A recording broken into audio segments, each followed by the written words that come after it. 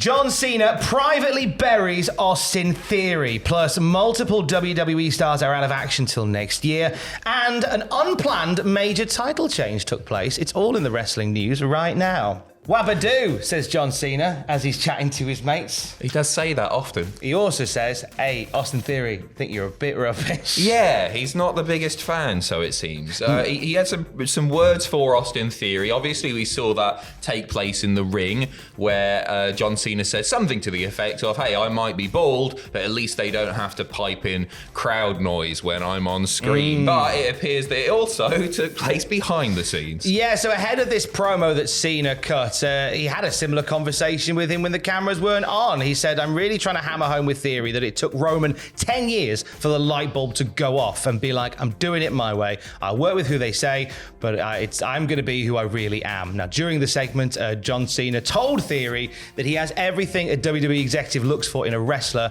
and he should be a big star in theory, pun intended. But that's not because and that's not the case because nobody cares about him.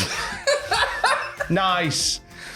These statements are exactly what Cena said to Theory before the show. Cena said, quote, fans can see through the BS if you don't believe your character. It's what I said to Austin Theory. Dude, you are young, you are athletic, you will work for this company. I don't believe what you do when you're out there. I don't. I said it to him personally before I said it to him publicly. In a room with Austin Theory, I said, the reason I came back to Boston is because you can't do this yourself yet. You cannot carry a WrestleMania promo yourself, and if you fail, we waste the equity that I am willing to give.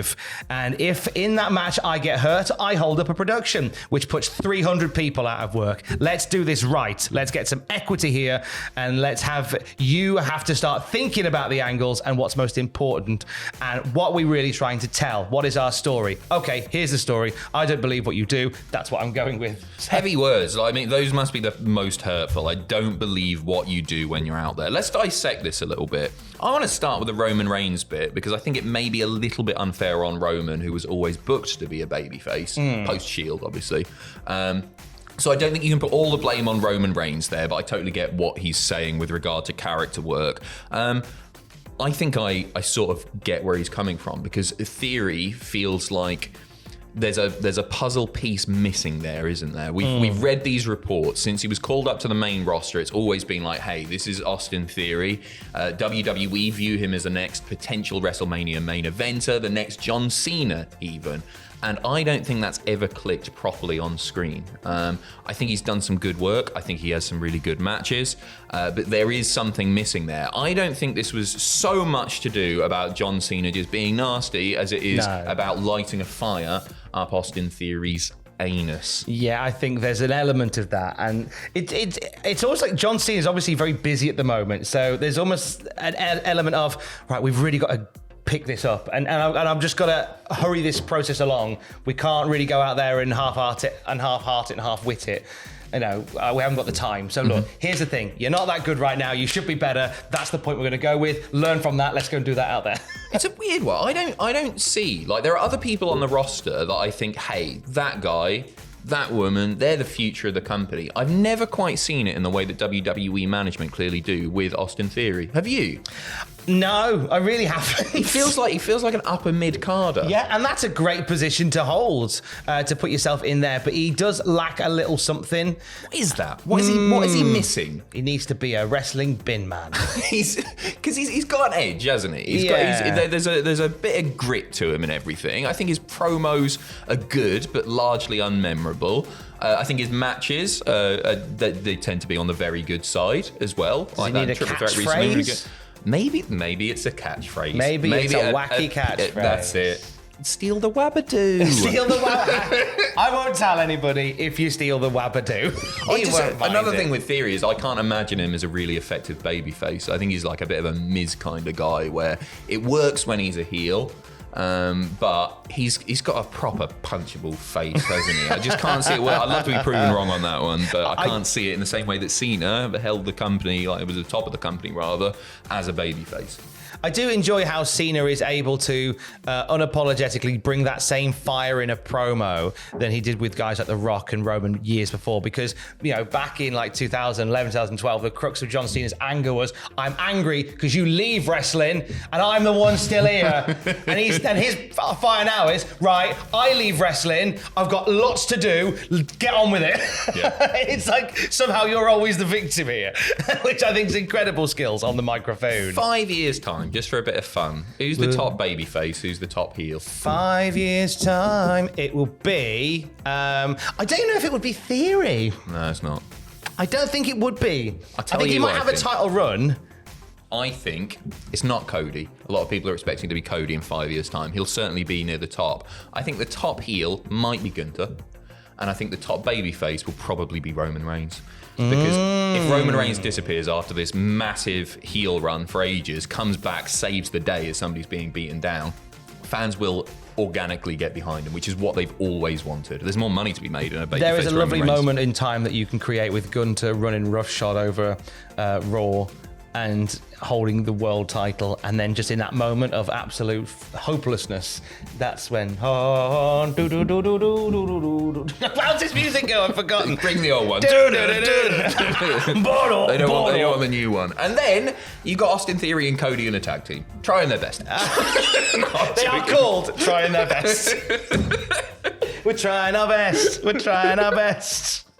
Fight Forever is out soon. It's been trying its best for a while now. Forever, you might say. Yeah, take forever. Am I right, kids? Hey, he's done it. AEW Fight Forever, which has been the video game that they've been hyping almost since the inception of All Elite Wrestling, finally has a release date, and it is the end of next month. WrestleZone give us a few details on the release date. That's right. So it's coming out June 29th. There's a reason for this, because it's unconventional for a video game to be released on a Thursday.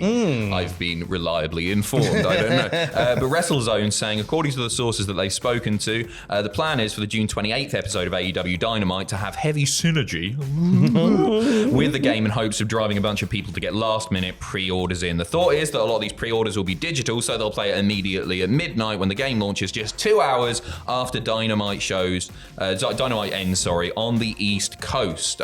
So yeah, they won't have to wait around long, so expect a very plug-heavy episode of Dynamite. I believe, correct me if I'm wrong, that's the post-Forbidden Door episode of Dynamite. So it's not it's not a bad place for that to happen, because of some storylines and bits and pieces will be wrapped up, and then you've got lots of time to plug your game, which is round a date. You say that like, hey, post-Forbidden Door, get Fight Forever. Yeah, I want to play as Okada. He's not in it. Yeah, no, that's a fair point.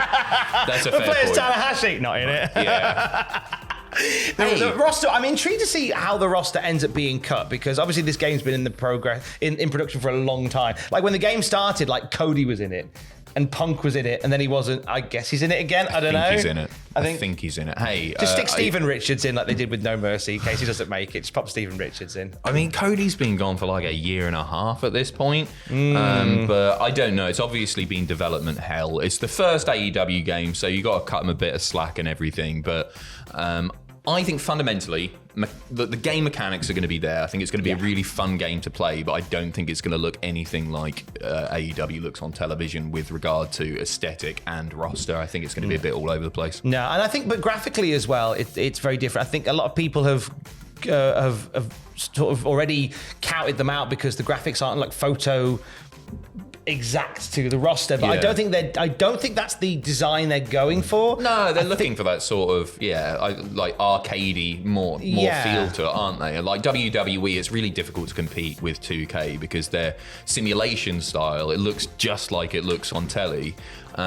That's really, really expensive, very time-consuming to do. So actually, I think AEW have been sensible in the way that they're doing this. So you sort of give it a cartoony feel to it. And you want an alternative, don't you? Yeah, true. Yeah. You don't want the same game. If you wanted to play a 2K13 style game with AEW guys, chances are they're all in the creator wrestler community now anyway, so you can do that. So download 2K13 now. Yeah, order it today, kids. Order it today. Some updates on multiple injured stars. Yes. How did we turn that 5 Forever plug into a plug for 2K? I don't know. And not just 2K, a 2K game that you didn't even pick up on this, which is 10 years old now, Tom. You said 2K13. I said 2K13. So head down to your local CEX to pick up a copy of I genuinely think I've got a bit of heat stroke. I genuinely think I've got a bit of heat stroke. This is the second time we're recording this because Tom said a very naughty word and didn't even realise. Just cracked on with it. I said a terrible word. We do have an update on some multiple stars who've had some terrible things happen. Dakota Kai and Liv Morgan both got injured in the same match on SmackDown the other day. Liv Morgan suffering a shoulder injury that, in an update, we can confirm is going to need surgery. So we won't be seeing Liv Morgan for some time, which is gutting. Yeah, it really is. It's crap. It's crap for both of these women. Dakota Kai as well. Meltzer of The Observer confirming that Kai's injury is a torn ACL. Really awful to hear. An injury that took place during that tag title match, of course. And the word is that Kai saw Morgan had been injured. She attempted to protect her in the spot that followed, and in doing so, she injured herself. That's all. How crap is that for her? The spot in question looks like it was a sort of doomsday device, coup de grace type thing, and Kai got a little bit of extra height on it, and so she didn't hit Morgan. It seems that's what happened. That's rubbish, isn't it? That's awful. That's, Kai doing her best to look after everybody else in the ring and consequently missing some time herself. And seemingly getting a worse injury off the back of it, a torn ACL. Gosh, well, best wishes to both of them. Now, the women's tag titles are vacant. They will have new champions crowned this time. By this time next week, there'll be new champions, because on Monday Night Raw, after Night of Champions, we will have the new champions crowned in a triangle tag match that features Bayley and Io Sky, Chelsea Green and Sonya Deville, Ronda Rousey and Shayna Baszler, and Rodriguez and Shotzi. That's 4, not 3. I think I have got heat stroke. There's an unplanned major title chase to talk about here. This is one that was talked about yesterday in the news with Willow Nightingale and Mercedes Moné, that great main event they had that ended very abruptly with Willow powerbombing Moné, the ref not counting the 3, powerbombing again, and then the 3 happening, and Moné being carried out. It looks like Moné's got a possibly broken ankle, so that's going to take a while to heal. But it looks as if that decision was called on the fly during the match. Yeah, according to The Observer, just to confirm, since most know it, but Mercedes Moné was supposed to win the New Japan Strong title last night in the match with Willow Nightingale. She called an audible when she was injured. There's no confirmation on the injury other than they've heard that it was a foot or ankle injury. So best wishes to her, get well soon. You know what? It's gutting Mercedes. That's really, really bad timing. It's really, really rough and everything. I'm chuffed for Willow. Yeah. I think the general consensus has been, go Willow. Yeah. Go on. That's generally been the vibe, to see Willow Nightingale getting the big nod. And do you know what? An interesting audible to call, because obviously Willow Nightingale is signed with AEW. Mm-hmm. Obviously, you would have surely thought if you were going to put another company's title on an AEW star, you'd have to get like some clearance or whatever. I guess in the heat of the moment, they've just gone, I'm not going to be around to defend this title. You might as well win it. So and they did. That's kind of what went down, according to the Wrestling Observer. It's not ideal, but it's probably the best possible outcome after the injury. I think it was probably the right thing to do.